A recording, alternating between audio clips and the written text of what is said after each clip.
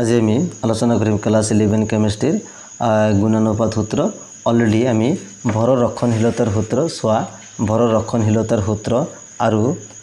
স্থিৰানুপাত সূত্ৰ যেটো 2 নম্বৰ সূত্ৰটো আছিল স্থিৰানুপাত সূত্ৰ এই সূত্ৰ দুটা অলৰেডি আমি অতি সহজে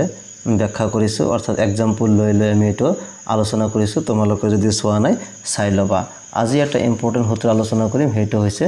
গুণানুপাত সূত্ৰ ওকে সো গুণানুপাত সূত্ৰটো এটো ইংলিশ কি বুলি কয় ল অফ মাল্টিপল প্ৰপৰশনকে গুণানুপাত সূত্ৰ এতিয়া এই সূত্ৰটো সোৱা 1803 চনত জন ডেল্টনে এই সূত্ৰটো আগবঢ়ায়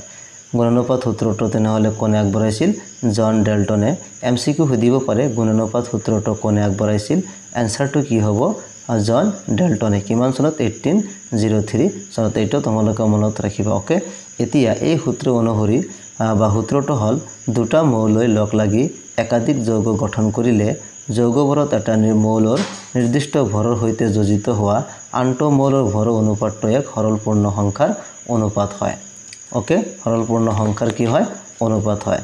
এই বাক্যটো অলপ দীঘলীয়া স্টেটমেন্টটো কিন্তু কনসেপ্ট একেবাৰে সহজ হয় সোৱা মই আৰু একবাৰ পঢ়াই দিছো দুটা মৌলই যেতিয়া দুটা মৌলই লগ লাগি একাধিক যৌগ গঠন কৰে বা একাধিক যৌগ গঠন কৰিলে যৌগবোৰত এটা মৌলৰ নিৰ্দিষ্ট ভৰৰ সৈতে যোজিত হোৱা আনটো মৌলৰ ভৰ অনুপাতটো এক সৰল পূৰ্ণ সংখ্যাৰ অনুপাত হয় ওকে সৰল পূৰ্ণ সংখ্যাৰ অনুপাত হ'ব লাগিব আৰু এইটো আমি কেনেকৈ एग्जांपल লৈ ব্যাখ্যা কৰিম एग्जांपलটো প্ৰথমতে চাই লোৱা एग्जांपलটো চালে তুমি এই বাক্যটো বুজি পাবা এই বাক্যটো অলপ দীঘলীয়া কিন্তু একেবাৰে সহজ হয় সোৱা ঠিক গুণানুপাত সূত্ৰ মতে প্ৰথমে কি কৈছে দুটা মৌলই সাপোজ এতে হাইড্ৰোজেন লোৱা হৈছে hydrogen plus oxygen okay hydrogen আৰু অক্সিজেন এই দুটা লগ লাগি কি গঠন হয় পানী উৎপন্ন হয় আৰু ফৰ্মুলাটো হল H2 ওকে বুজি পাইছা হাইড্ৰোজেন আৰু অক্সিজেন লগ লাগি কি হয় পানী উৎপন্ন হয় আকৌ হাইড্ৰোজেন আৰু অক্সিজেন এই মৌল দুটাই লগ লাগি আকৌ আৰু এটা যৌগ উৎপন্ন কৰে যাৰ নাম হৈছে হাইড্ৰোজেন পাৰক্সাইড ওকে অৰ্থাৎ ইয়াতে হাইড্ৰোজেন সেম আছে দুটা মৌলই কি কৰিছে লগ লাগি একাধিক যৌগ গঠন কৰিছে ওকে অৰ্থাৎ হাইড্ৰোজেন আৰু অক্সিজেনে পানী উৎপন্ন কৰিছে আকৌ সেই একেটা মৌলই দুটাই কি কৰিছে আকৌ হাইড্ৰোজেন পাৰক্সাইড উৎপন্ন কৰিছে ওকে অৰ্থাৎ বেলেগ বেলেগ বা একাধিক যৌগ গঠন কৰিছে এটা পানী আৰু এটা হাইড্ৰোজেন পাৰক্সাইড কিন্তু ইয়াতে হাইড্ৰোজেন অক্সিজেন কি আছে সেম আছে এতিয়া ৰিঅ্যাকশনটো কি কৰিব লাগিব সমতুল্য কৰিব লাগিব বা ব্যালেন্স কৰিব লাগিব ইয়াতে হাইড্ৰোজেন দুটা ঠিকই আছে অক্সিজেন ইয়াতে এটা আছে গতিকে ইয়াতে আমি হাফ দিব লাগিব ওকে ইয়াতে হাফ দিব লাগিব বা ইয়াতে 2 দি কৰিব পাৰা তেনেহলে ইয়াতে আকৌ 2 আহিব বা ইয়াতে হাফ দি কৰিলে বেছি ভাল okay so H2 + half of O2 অৰ্থাৎ 2 ক্যান্সেল কৰি বাকি অক্সিজেন থাকিব এটা অক্সিজেন ওকে এটো হল হাইড্ৰোজেন অক্সিজেনৰ লগত বিক্ৰিয়া কৰি পানী উৎপন্ন কৰিছে আকৌ হাইড্ৰোজেন অক্সিজেনৰ লগত বিক্ৰিয়া কৰি হাইড্ৰোজেন পাৰক্সাইড উৎপন্ন কৰিছে অৰ্থাৎ দুটা মৌল লগ লাগি কি কৰিছে একাধিক যৌগ গঠন কৰিছে আৰু এই যৌগবোৰত এটা মৌলৰ নিৰ্দিষ্ট ভৰৰ সৈতে যোজিত হোৱা আনটো মৌলৰ ভৰ অনুপাতটো এক সৰল পূৰ্ণ সংখ্যাৰ অনুপাত হয় ওকে এতিয়া ইয়াতে নিৰ্দিষ্ট মৌল এটা সুধিছে নিৰ্দিষ্ট মৌলটো হল ইয়াতে হাইড্ৰোজেন কাৰণ ইয়াতে 1 মোল হাইড্ৰোজেন আছে ইয়াতে 1 মোল হাইড্ৰোজেন আছে ইয়াতে হাফ মোল অক্সিজেন ইয়াতে 1 মোল অক্সিজেন গতিকে নিৰ্দিষ্ট ভৰটো এটো হ'ব হাইড্ৰোজেন 2 এটা হাইড্ৰোজেনৰ ভৰ 1 দুটাৰ ভৰ কিমান আহিব 2 গ্ৰাম ইয়াতে কিমান আহিব 2 গ্ৰাম আহিব ওকে ইয়াতে অক্সিজেনৰ ভৰ 16 দুগুণ 32 ক আধা কিমান আহিব আকৌ 16 গ্ৰাম আহিব ওকে বুজি পাইছে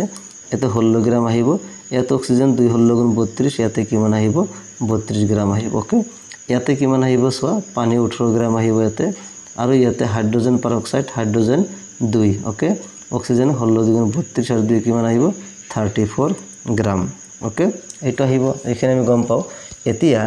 গুণানুপাত সূত্ৰ অনুযায়ী এই নিৰ্দিষ্ট মৌলৰ ভৰ কাৰণ ইয়াতে ভৰ 2 গ্ৰাম আৰু ইয়াতে 2 গ্ৰাম অৰ্থাৎ এই নিৰ্দিষ্ট ভৰৰ মৌলৰ ভৰৰ সৈতে আন মৌলই কি কৰিছে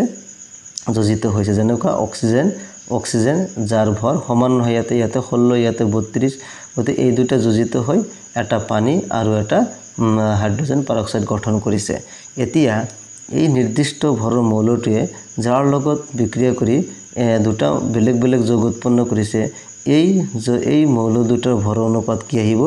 এই মৌলৰ ভৰ অনুপাতটো এক সৰল পূৰ্ণ সংখ্যাৰ অনুপাত হ'ব অৰ্থাৎ O2 আৰু O2 half of O2 আৰু O2 এই দুটাৰ ভৰ ওকে এই দুটাৰ মৌল ভৰ যে আছে সেই ভৰটো কি হ'ব সৰল অনুপাত হ'ব ওকে গতিকে ইয়াতে কি লিখিব পাৰিম 16 গ্ৰাম আছে ওকে 16 গ্ৰাম তাৰপিছত অনুপাত আৰু ইয়াতে কিমান দি আছে 32 গ্ৰাম ওকে অৰ্থাৎ এই দুটাৰ ভৰ চাব লাগিব প্ৰডাক্টটো আমি চাব নালাগে বিক্ৰিয়ক পদাৰ্থৰ ভৰটো চাব নালাগে আমি চাম বিক্ৰিয়ক পদাৰ্থৰ যেটো বেলেগ বেলেগ ভৰ কাৰণ ইয়াতে একে ভৰ আছে গতিকে এটা আমি নাচাম বেলেগ বেলেগ ভৰ যাৰ আছে হেটো আমি অনুপাত লম গ্ৰাম আৰু গ্ৰাম কেনসেল যাব 16 আৰু 32 অনুপাত হলে কিমান আহিব 1:2 আৰু এটো হলে এটা সৰল পূৰ্ণ সংখ্যাৰ অনুপাত কাৰণ ইয়াতে দশমিক বা ভগ্নাংশ বিলাক নাই আৰু থাকিব নোৱাৰে সৰল পূৰ্ণ হ'ব হলে এনেকুৱা হ'ব লাগিব 1:2 বা 1:3 বা 1:8 বা 2:1 এনেকুৱা গতিকে ইয়াতে 16 গ্ৰাম আৰু 32 গ্ৰামৰ অনুপাতটো কিমান পালো 1:2 যেটো এটা সৰল পূৰ্ণ সংখ্যাৰ অনুপাত আৰু এইটো হদিছে গুণানুপাত সূত্ৰ ওকে অৰ্থাৎ গুণানুপাত সূত্ৰটো কি হদিছে সোৱা দুটা মৌলই লগ লাগি যেতিয়া একাধিক যৌগ গঠন কৰিব তেতিয়া এই যৌগবোৰত এটা মৌলৰ নিৰ্দিষ্ট ভৰৰ হৈতে এটা মৌলৰ নিৰ্দিষ্ট ভৰৰ হৈতে যোজিত হোৱা আনটো মৌলৰ ভৰৰ অনুপাতটো কি হ'ব এক সৰল পূৰ্ণ সংখ্যাৰ অনুপাত হ'বকে এইটো আছিল আমাৰ গুণানুপাত সূত্ৰ সোৱা ইয়াতে দিয়া আছে গুণানুপাত সূত্ৰটো মই আৰু বুজাই দিলো ইয়াতে দিয়া আছে ৰিঅ্যাকশন হাইড্ৰোজেন প্লাস অক্সিজেন পানী 2 গ্ৰাম 16 গ্ৰাম 18 গ্ৰাম এই যৌগ দুটা হাইড্ৰোজেনৰ এক নিৰ্দিষ্ট ভৰৰ হৈতে 2 গ্ৰাম যোজিত হোৱা অক্সিজেনৰ ভৰ অনুপাত হল 16 গ্ৰাম 32 গ্ৰাম 1:2 ওকে এইটো 1:2 এটা সৰল পূৰ্ণ সংখ্যাৰ অনুপাত তোমালোকে গোটেইখিনি লিখিব লাগিব এটো 3 মাৰ্কৰ কাৰণে কেতিয়াবা আহে এইখিনি 1 মাৰ্ক এইখিনি 2 মাৰ্ক উদাহৰণস্বৰূপে গোটেইখিনি সেম টু সেম ইয়াতে লিখিবা ইয়াতে হাইড্ৰোজেনৰ ঠাইত H2 বা অক্সিজেনৰ ঠাইত O2 লিখিব পাৰা H2O লিখিব পাৰা এনেকৈ নিলিখি ডাইৰেক্ট মই যে লিখি দিলো এনেকৈ লিখিব পাৰা ওকে এনেকৈ লিখি আৰু ফিনিশিংটো এনেকৈ দিব লাগিব এই যৌগ দুটাত হাইড্ৰোজেনৰ এক নিৰ্দিষ্ট ভৰৰ হৈতে 2 গ্ৰাম যোজিত হোৱা অক্সিজেনৰ ভৰ অনুপাতটো হল 16 গ্ৰাম অনুপাত 32 গ্ৰাম 1:2 এইটো এটা সৰল পূৰ্ণ সংখ্যাৰ অনুপাত এইখিনি সেম টু সেম লিখিলে হ'ব ওকে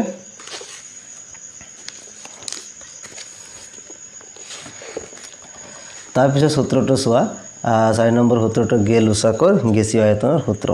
গেল-লুছাকৰ গেছীয় আয়তনৰ সূত্ৰটো এটো অলপ দিগুলিয়া হলো একেবাৰে সহজ এটো কেৱল গেছীয়ৰ ক্ষেত্ৰত প্ৰযোজ্য আৰু আয়তনৰ লগত সম্পৰ্কিতকে এই সূত্ৰটো গেল-লুছাকে 1808 চনত আগবঢ়াইছিল সূত্ৰটো হল দুটা বা ততোধিক গেছৰ মাজত বিক্ৰিয়া ঘটিলে সেই গেছসমূহে একে চাপ আৰু উষ্ণতাত সিহঁতৰ আয়তনৰ এক সৰল অনুপাতত যোজিত হয় আৰু বিক্ৰিয়াজাত পদাৰ্থ গেছ হলে বিক্ৰিয়ক আৰু বিক্ৰিয়াজাত পদাৰ্থৰ আয়তনৰ মাজত এক সৰল অনুপাত থাকে অৰ্থাৎ এটো অলপ দিগুলিয়া হয় তথাপি একেবাৰে সহজ আগৰ নিচিনাকৈ আমি এটো অলপ ব্যাখ্যা কৰিব পাৰো যে দুটা বা ততোধিক গেছৰ মাজত যেতিয়া বিক্ৰিয়া ঘটিব আৰু এই গেছসমূহে একে চাপ আৰু উষ্ণতাত সিহঁতৰ আয়তনৰ এক সৰল অনুপাতত যোজিত হয় অৰ্থাৎ ইয়াতে কি আহিব আমাৰ আয়তন আহিব আয়তনৰ এক সৰল অনুপাতত যোজিত হ'ব ওকে এতিয়া সো তেনেহলে গেল-লুছাকৰ গেছীয় আয়তনৰ সূত্ৰটো আমি কেনেকৈ ব্যাখ্যা কৰিম এটা एग्जांपल লও এটো কেৱল গেছীয় অৱস্থাৰ ক্ষেত্ৰত প্ৰযোজ্য আৰু আয়তনৰ লগত সম্পৰ্কিত সাপোজ এটা হাইড্ৰোজেন ললো হাইড্ৰোজেন প্লাস অক্সিজেন ওকে এই দুটা বিক্ৰিয়া হৈ কি উৎপন্ন কৰিব পানী উৎপন্ন কৰিব তেনেহলে এটা হাফ অফ O2 দিব লাগিব সাপোজ ইয়াতে 100 ml পানী লৈছো যেহেতু আয়তনৰ লগত সম্পৰ্কিত 100 ml পানী লৈছো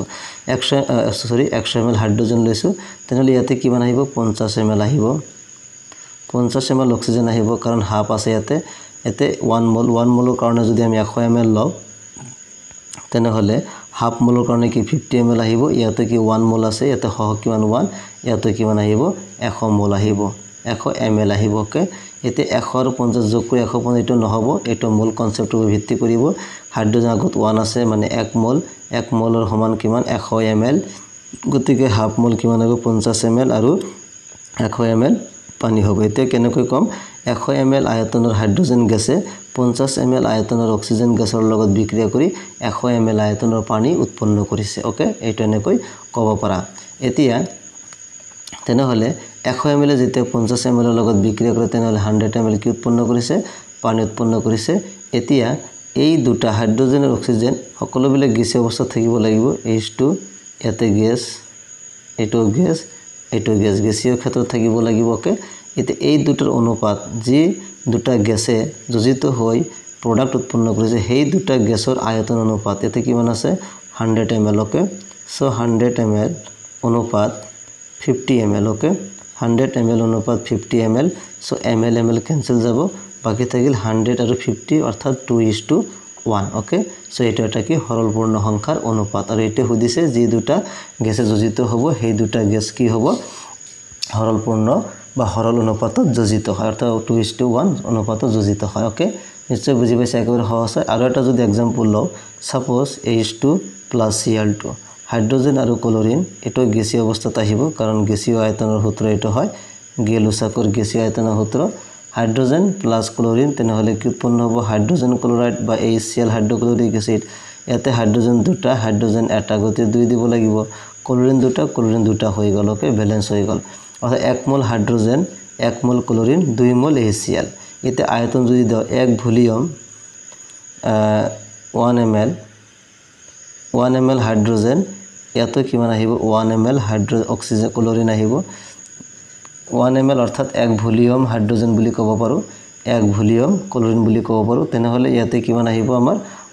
2 ml আহিব ওকে ইয়াতে কি আহিব আমাৰ 2 ml আহিব অৰ্থাৎ 1 ml হাইড্ৰোজেনে 1 ml ক্লোৰিনৰ লগত বিক্ৰিয়া কৰি 2 ml HCl উৎপন্ন কৰিছে